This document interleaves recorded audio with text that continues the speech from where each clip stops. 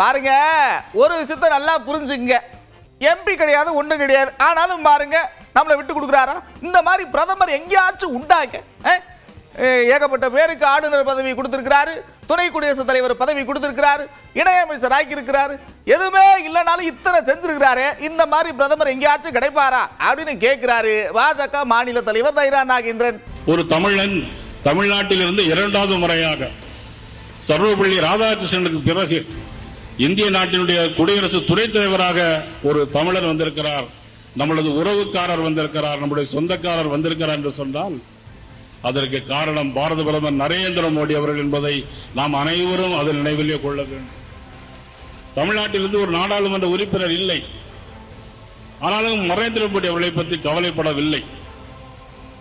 ஆனால் ஒரு மந்திரி டாக்டர் எல் முருகன் அவர்கள், இன்னும் தமிழிசை சவுந்தரராஜன் அவர்களுக்கு கவர்னர் பதவி, தமிழ் மீது எவ்வளவு பற்றும் பாசம் வைத்திருக்கின்ற மாபெரும் தலைவர் நரேந்திர மோடி மலேசிய நாட்டுக்கு போன பிறகும் அங்கே பேசுகிறார். ஏகப்பட்ட பேருக்கு இந்த சந்தேகம் இருக்கும். அப்பப்போ கேள்வி எழுப்பிட்டே இருப்பாங்க. அண்ணன் திருமாவளவன் ஒரு கொள்கை பிடிப்பு இருக்கக்கூடிய ஒரு ஆளு, ஆனாலும் காங்கிரஸோட கூட்டணி வச்சிருக்கிறாரு, அதை எப்படி ஏத்துக்கிறாரு இப்படிலாம் கேட்டுக்கிட்டே இருப்பாங்க. அதுக்கு அவரே பதில் சொல்லியிருக்கிறார். பாப்போமா? இந்திரா காந்தி அம்மையார் காட்டிய அக்கறை 1976 மிசா என்கிற ஒரு சட்டம் கொண்டு வந்தார், maintenance of internal security act. அது மிக மோசமான ஒரு சட்டம் தான், ஆள் தூக்கி சட்டம் தான், இந்தியா முழுவதும் எதிர்க்கட்சிகளை வேட்டையாடிய சட்டம் தான், நெருக்கடி நிலைதான். அதை விமர்சிக்கிறோம் என்றாலும் அந்த சூழலில் இந்திரா காந்தி அம்மையார் செய்த மிக முக்கியமான வரலாற்று சிறப்புக்குரிய செயல் இந்திய அரசமைப்பு சட்டத்தின் முகப்புரையில் திருத்தம் கொண்டு வந்து இப்படி ஒரு கும்பல் எதிர்காலத்தில் வரும், அவர்கள் ஆட்சி அதிகாரத்திற்கு வருவார்கள், இவர்கள் இந்த அரசமைப்பு சட்டத்தை மதிக்க மாட்டார்கள், தூக்கி எறிந்து விடுவார்கள் என்ற நிலையை உணர்ந்து 76 ஒரு திருத்தம் கொண்டு வந்து செக்யூலர் சோசலிஸ்ட் என்கிற இரட்டை சொற்களை அரசமைப்பு சட்டத்தின் முகப்புரையிலே இணைத்தவர் இந்திரா காந்தி அம்மையார். இல்லாமல் இருந்த சொல்லை செக்யூலரிசம், இல்லாமல் இருந்த இன்னொரு சொல்லை சோசலிசம். இந்த இரண்டும் பிஜேபிக்கு பிடிக்காது, பாசிஸ்டுகளுக்கு பிடிக்காத வார்த்தை இது, பாசிச கும்பலுக்கு பிடிக்காத சொற்கள். இந்த இரண்டையும் அரசமைப்பு சட்டத்தின் முகப்புரையில் இருந்து நீக்க வேண்டும் என்று சுப்பிரமணிய சாமி வழக்கு தொடுத்தார் உச்ச நீதிமன்றத்தில். பிஜேபியில் இருந்தபோது இருக்கிறார் இப்போது. இந்த இரண்டு சொற்றொடர்கள் இன்றைக்கும் அவர்களுக்கு நெருடலாக இருக்கிறது. இப்படிப்பட்ட ஒரு துணிச்சலான நிலைப்பாட்டை எடுத்தவர் இந்திரா காந்தி அம்மையார். அவரை தொடர்ந்து அதே நிலைப்பாட்டில் உறுதியாக இருந்தவர் ராஜீவ் காந்தி. அவரை தொடர்ந்து அதே நிலைப்பாட்டில் இன்றைக்கு உறுதியாக நிற்பவர் ராகுல் காந்தி. காங்கிரஸோட கூட்டணி எதுக்கு அப்படின்னு அண்ணன் இப்படி விளக்கி பேச, இன்னொரு பக்கம் டிடிவி தினகரன் என்ன தெரியுமா சொல்றாரு? இவ்வளவு கீழ்த்தனமாக நடந்துகிறது, நமக்குள்ள ஏகப்பட்ட கருத்து வேறுபாடு இருக்கலாம், என்ன வேணா இருக்கலாம், அவர் இந்த நாட்டோட பிரதமர் இப்படிலாம் நடந்துக்கலாமா அப்படின்னு டெல்லி சம்பவத்தை குறிப்பிட்டு கேட்டிருக்கிறார். காங்கிரஸ் கட்சி எவ்வளவு கீழ்த்தரமான நடவடிக்கைகளை ஈடுபட்டிருக்கிறார். அரை நிர்வாணமாக அங்கே வந்து குரல் எழுப்புவதன் மூலம் அவர்களுடைய தரம் என்ன என்பது தெரிஞ்சிருக்கிறது. உங்களுக்கு மாற்று கருத்து இருக்கலாம், உங்கள் எதிர்ப்பை தெரிவிக்கலாம், அதுக்கு எத்தனையோ வழிகள் இருக்கு. அதை விட்டுவிட்டு இன்றைக்கு காங்கிரஸ் கட்சி கழுதை தேய்ந்து கட்டைரும்பாக மாறிக்கொண்டிருப்பதற்கு காரணம் அவர்களின் இந்த இழிவான செயல்பாடு தான். நான் ஏற்கனவே 2021 முன்பு மாண்புமிகு பிரதமர் அவர்கள் தமிழ்நாட்டில் மகாபலிபுரத்தில் டிஃபென்ஸ் காரிடார் நிகழ்ச்சிக்கு வந்த பொழுது, இன்றைய முதல்வர் அன்றைக்கு கருப்பு கொடி காட்டுகிற பொழுது அன்றைக்கு இதே கருத்தை தான் சொன்னார். நமது பிரதமர் நமக்கு வேண்டுமானால், உங்களுக்கு வேண்டுமானால், நமக்கு வேண்டுமானால் அவர் மீது அவரோட கருத்து வேறுபாடு இருக்கலாம். உலக நாடுகள் எல்லாம் கலந்து கொண்டிருக்கிற அந்த டிஃபென்ஸ் காரிடார் ப்ரோக்ராம்ல வருகின்ற பிரதமரை வரவேற்க மனதில்லாவிட்டாலும் நீங்கள் கருப்பு கொடி காட்டுவதோ கருப்பு கொள்வதோ தவறுன்னு அன்றைக்கே சொல்லியிருக்கேன். இன்றைக்கு நாங்கள் அவர் கூட்டணியில் இருக்கிறதுக்காக சொல்லவில்லை. அன்றைக்கும் இந்தியாவின் பிரதமர் அவர்தான். நமது பிரதமரை, இந்திய மக்களால் தேர்ந்தெடுக்கப்பட்டிருக்கின்ற பிரதமரை உங்களுக்கு பாராட்ட மனமில்லை என்றாலும் இப்படி கேவலமாக உங்களது புத்தியை காட்டுவது கேவலமாக இருக்கிறது என்றுதான் நான் கண்டனத்தை சொல்றேன். இப்படியா கேட்டவர் அடுத்து ஓபிஎஸ் பக்கம் வராரு. 3 பேரும் சேர்ந்து கையெல்லாம் தூக்கிட்டாக்க அது வேற கதை. இப்ப என்ன கேட்கிறாரு அப்படின்னா, பசுந்தோல் போர்த்திய புலி அந்த மாதிரி செஞ்சுட்டாருங்க, இப்பதான் எல்லாம் வெளியில தெரிய வருது அப்படின்னு சொல்றாரு. அண்ணன் பன்னீர்செல்வம் அவர்கள் சட்டமன்றத்தில் புரட்சி தலைவர் எம்ஜிஆர் அவர்களின் ஆசையும் அம்மா அவர்களின் ஆசையும் திரு ஸ்டாலின் அவர்களுக்கு இருக்கும், அந்த ஆசையோடு அவர் மீண்டும் முதல்வர் ஆவார் என்று சொன்னது மிகவும் வேதனைக்குரியது, கண்டனத்துக்குரியது.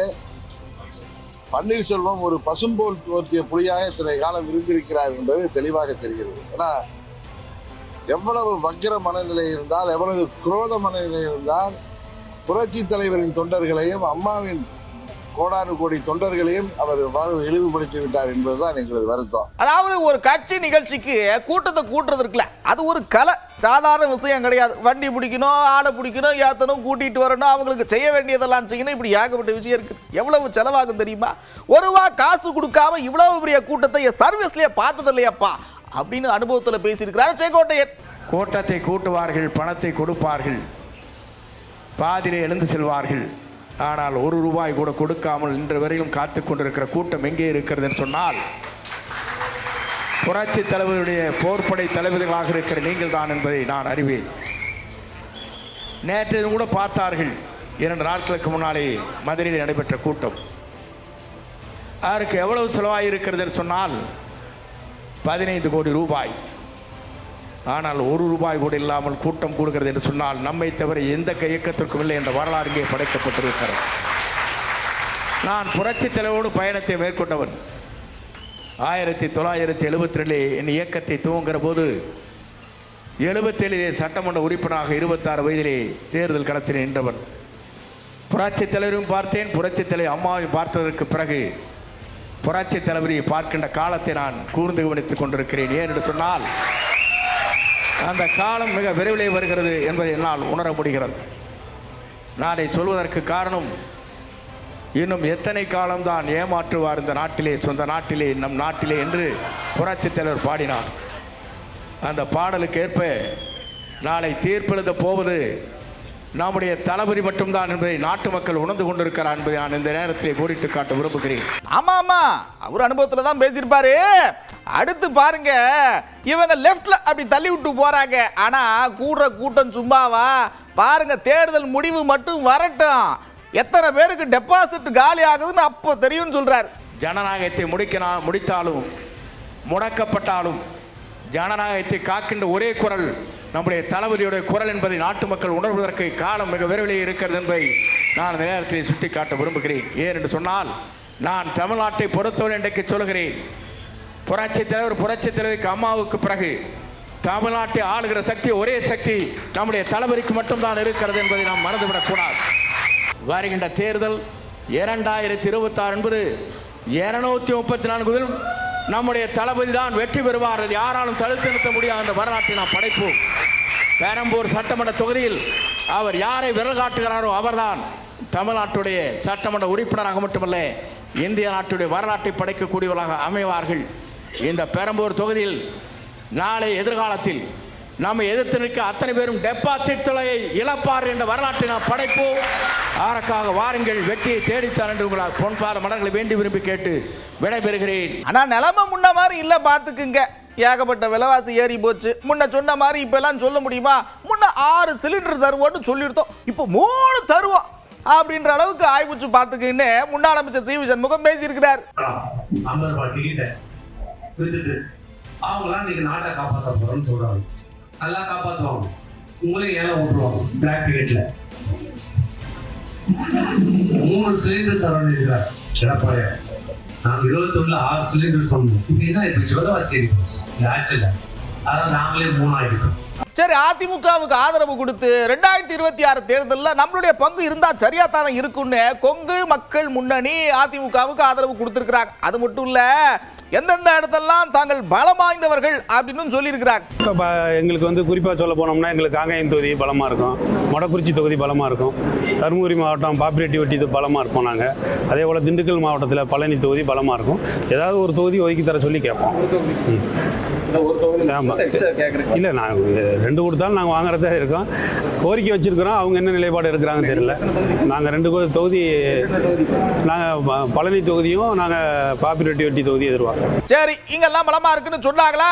அடுத்த ஒரு விஷயத்த சொல்றாரு. எல்லாம் 2-3 நாள் தான், எல்லாம் இப்படி பேசி முடிவு பண்ணதுக்கு அப்புறம் இருக்குடி கச்சேரி அப்படிங்கிறார்.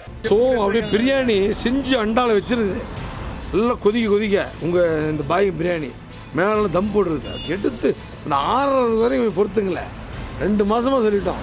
கடைசியாக தம் போடுற பிரியாணி எடுத்து சாப்பிடும், கொஞ்சம் ஆறட்டும். பாட்டாளி மக்கள் கட்சியினுடைய தலைவர், நிறுவனர் எங்கள் மருத்துவர் ஐயாவுக்கு அனைத்து கட்சிகளிலும் நிறைந்த மரியாதை இருக்கிறது. நீங்கள் பார்க்க போகிறீங்க, இன்னும் 3 நாட்களிலே பார்க்க போகிறீங்க.